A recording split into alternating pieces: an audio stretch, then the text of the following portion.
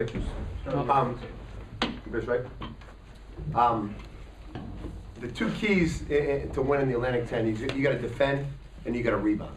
And those are, when we win, GW for instance, we do a good job defending and we do a good job rebounding. And tonight, we didn't defend and we didn't rebound.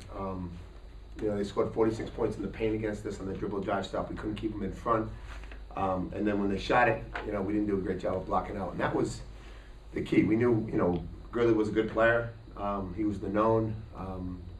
And he got off. It's 28. A lot of it was, foul shots at the end, but he hit his average, shooting a high percentage. But it was rebounding, and it was lack of rebounding and a lack of defensive intensity to keep guys in front, and that was the difference.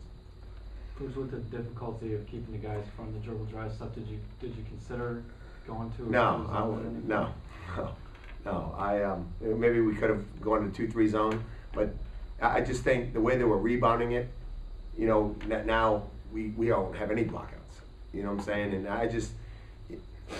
we're a half-court man-to-man team, and that's what we do, and that's what we played a little bit of zone in the first half, and it was still the same thing. They still got into the paint, and then we didn't have rebounding responsibilities. So, we're going to do what we got to do, and we didn't do it well enough tonight.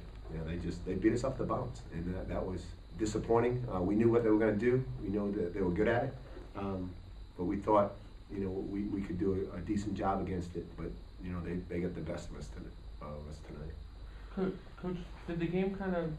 It seemed like you guys had momentum when you cut it to 2 when they had the early at the end one and the run. Yeah, we got momentum. The crowd got into it. They called timeout and they came back and they went on a 10-0 run. And that was, you can look at that. That was the difference. If we can get a few stops and get the lead, maybe it would have been a different game. But the bottom line is we didn't defend early on, and we didn't defend, throughout the game. And that 10-0 run, I can't remember every part of it, but I would assume we didn't. That they got some easy baskets, and they drove right and they hit some tough shots, some bank shots and stuff. But give them credit, they shot the ball well. And like I said, when you don't defend and you don't rebound in this league, you're not going to win.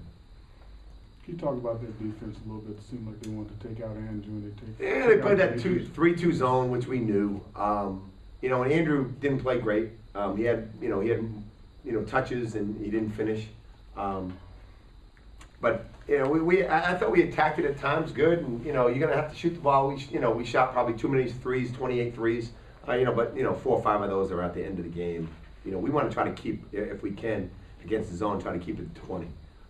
And we did a decent job of attacking it at times, but it wasn't our offense that lost the game. It was our defensive intensity, or lack thereof, in our rebounding. That's what lost the game. Shooting too many threes, you think what would you have preferred maybe than shooting that many? Well, we shot 4 or 5 at the end, which so you're talking about we probably shot 23, 24. We tried to shoot around 20. We took some contested shots, probably especially early, in the first half.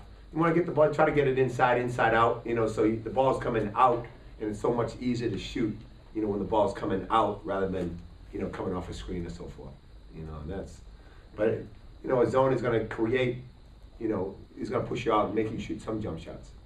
That's why you play, zone.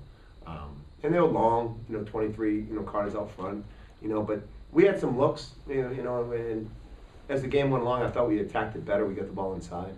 But like I said, that's not the reason why we lost. It was, 52% getting our rebound by 7. That's why we lost. Questions for Marquis Simmons?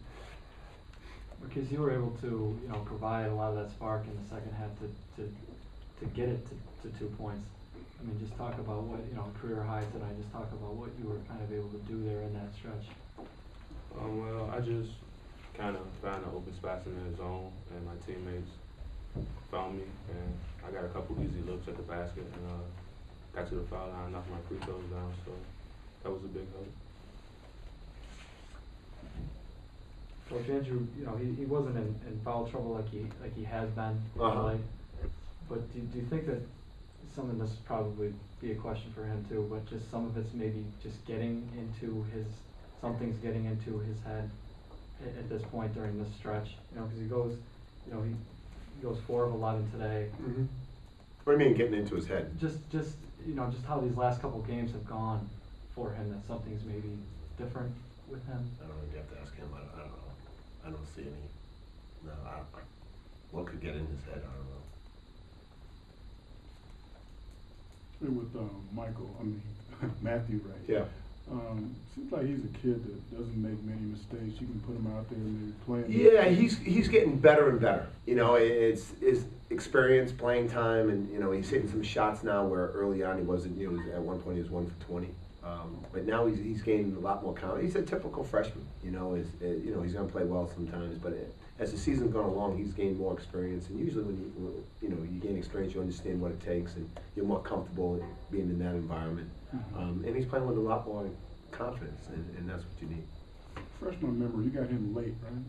Yeah, he came. I can't remember. Yeah, he was a late signing kid. Okay. Yeah.